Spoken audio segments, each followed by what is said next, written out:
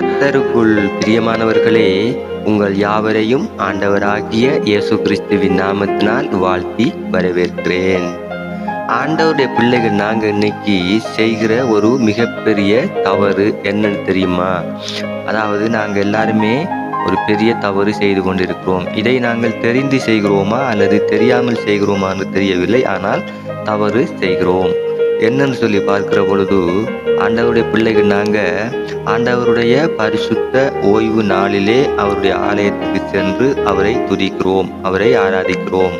ஆனாலும் அந்த ஆராதனை கூடுகை முடிந்த பிறகு நாங்கள் வீட்டுக்கு வந்து எங்களுடைய வாயினாலே, எங்களுடைய நாவினாலே நாங்கள் பிறரை காயப்படுத்துகிறோம், பிறரை துன்பப்படுத்துகிறோம். அப்ப நீங்க பார்க்கிற பொழுது நாங்க ஆலயத்துக்கு போய் ஆண்டவரை துதிக்கிறோம். அதே வாயினால, அதே நாவினால பிறரை நாங்க துன்பப்படுத்துகிறோம், அவர்களை பேசுகிறோம், அவர்களை நாங்கள் கெட்ட வார்த்தையினால் பேசுகிறோம், அவர்களை சபிக்கிறோம். அப்ப இது நாங்க செய்யற மிகப்பெரிய தவறு. அப்ப நாங்க அதே வாயினால, அதே நாவினால ஆண்டவரை துதிக்கிறோம், அதே வாயினால, அதே நாவினால பிறரை காயப்படுத்துகிறோம், அவர்களை செபிக்கிறோம். அப்ப இது சரியானது அல்ல. யாக்கோப்பு 3ஆம் அதிகாரம் 8, 9, 10ஆம் வசனத்தை நாங்க இப்ப பார்க்கிற பொழுது, நாவை அடக்க ஒரு மனுஷனாலும் கூடாது, அது அடங்காத பொல்லாங்குள்ளதும் சாவுக்கு ஏதுவான விஷம் நிறைந்ததுமாய் இருக்கிறது. அதனாலே நாம் பிதாவாகிய தேவனை துதிக்கிறோம், தேவனுடைய சாயலின்படி உருவாக்கப்பட்ட மனுஷரை அதனாலே சபிக்கிறோம். துதித்தலும் சபித்தலும் ஒரே வாயிலிருந்து புறப்படுகிறது. என் சகோதரரே, இப்படி இருக்கலாகாது. ஆமேன். அப்ப பாருங்க, நாங்க இன்றைக்கு ஆண்டவரை துதிக்கிறதும் அதே வாயினால, அதே நாவினால, மற்றவங்களை சபிக்கிறதும் அதே வாய், அதே நாவினால. இப்படி இருக்கிறது சரியில்லை அப்படின்னு சொல்லி வேதம் சொல்லுது. அப்ப நாங்க உண்மையிலேயே பார்த்தீங்கன்னு சொன்னா, இன்னைக்கு எவ்வளவு இந்த வாயினால, இந்த நாவினால எவ்வளவு பாவம் செய்யறோம். நாங்க எவ்வளவு பாவம் செய்யறோம்.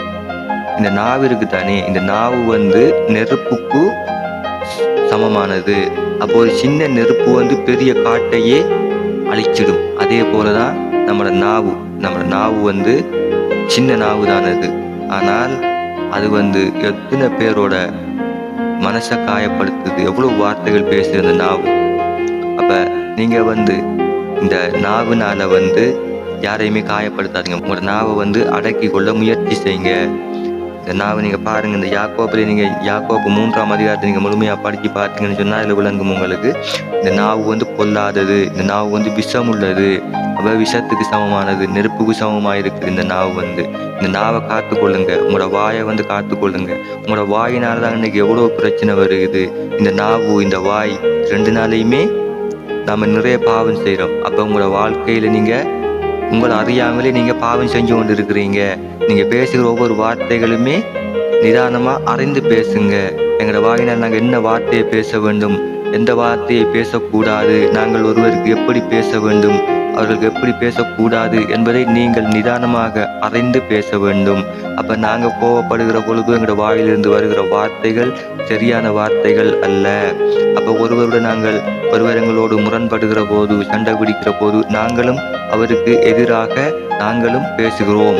அவர் தான் பேசுகிறார் என்று சொல்லி நாங்கள் விட்டு கொடுக்கறதில்லை, நாங்களும் அவருக்கு எதிராக பேசுகிறோம். அப்ப பாருங்க, எங்களோட வாயிலிருந்து எவ்வளவு வார்த்தைகள் வருகிறது. நல்ல வார்த்தைகளை பேசுங்க.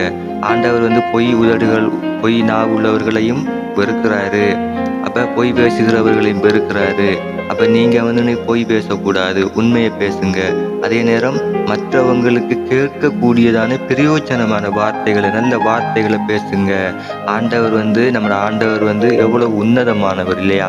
அப்ப அவருடைய பிள்ளைகள் நாங்க எப்படி இருக்கணும்? அப்ப எங்களோட தகப்பன் ஒரு உன்னதமானவராக இருக்கிற பொழுது நாங்க ஒரு முரட்டுத்தனமாக, ஒரு பொய் பேசுகிறவர்களாக, ஒரு புறம் பேசுகிறவர்களாக இருக்கிற பொழுது அது சரியில்லை. அப்ப அதனால நீங்க எல்லாருமே இன்னைக்கு யாரோட மனசையுமே காயப்படுத்துற, புண்படுத்துற மாதிரியான வார்த்தைகள் பேசாதீங்க. உங்களோட நாவை அடக்கி கொள்ள முயற்சி செய்யுங்க. கூடிய அளவு நீங்க உங்களோட நாவை அடக்கி கொள்ளுங்க. ஆண்டவர்கிட்ட கேளுங்க, எங்களோட உங்களோட நாவுக்கு நீங்க பாதுகாப்பு வைங்கன்னு சொல்லி ஆண்டவர்கிட்ட கேளுங்க. உங்களோட நாவை வந்து உங்களால் அடக்க முடியலையா, நீங்க ஆண்டவர்கிட்ட சொல்லுங்க. ஆண்டவரே, எங்களுடைய நாவை வந்து அடக்கி கொள்ளுங்கப்பா, அதுக்கு உதவி செய்யுங்க, எங்க நாவுக்கு பாதுகாப்பு வைங்க அப்படின்னு சொல்லி நீங்க ஆண்டவர்கிட்ட கேளுங்க. ஆண்டவர் நிச்சயம் உங்க நாவை அடக்குவாரு. அதை விட்டுட்டு நீங்களும் வந்து உங்களோட ஒருத்தர் வந்து சண்டை பிடிக்கிறாரா, பிரச்சனை போடுறாரா, அவருக்கு நீங்களும் வந்து மறுபடியும் மறுபடியும் அவங்கள போலவே நீங்க வார்த்தைகளை விடுவீர்களாக இருந்தால் அது பாவம். அது விஷத்துக்கு சமமாக இருக்குது, நெருப்புக்கு சமமாக இருக்குது. ஒரு சின்ன நெருப்பு தான் பெரிய காட்டையே எரிக்குது. இந்த வசனம் சொல்லுது. யாக்கோபை நீங்க பார்க்கிற பொழுது நீங்க இந்த வசனம் சொல்லுது, அப்படித்தான் சொல்லுது. தயவு செய்து நீங்க யாருமே வந்து யாரையுமே காயப்படுத்தாதீங்க, வார்த்தையினால் காயப்படுத்தாதீங்க. அந்த வார்த்தையானது பொல்லாதது, விஷத்தன்மை உள்ளது. தயவு செய்து யாருமே இனிமேல் உங்களோட சண்டை பிடிக்கிறவர்களையோ உங்களோட பகைக்கிறவர்களுக்கோ நீங்க வந்து எதுவுமே பேசாதீங்க. உங்க நாவனால நீங்க பேசாதீங்க. நீங்க மௌனமா இருங்க. நீங்க மௌனமா இருக்கிற நேரம் உங்களுக்கு எவ்வளவு நன்மை கிடைக்கும் தெரியுமா? கர்த்தருக்கு பிரியமானதை செய்யுங்க, கர்த்தருக்கு பிரியமானதை பேசுங்க, கர்த்தருக்கு என்ன சித்தமோ அதை செய்யுங்க. கர்த்தர் உங்களை ஆசீர்வதிப்பார். கர்த்தர் நல்லவர், அவர் கிருபை என்றும் உள்ளது. ஆமென். கர்த்தர் உங்களை ஆசீர்வதிப்பார்.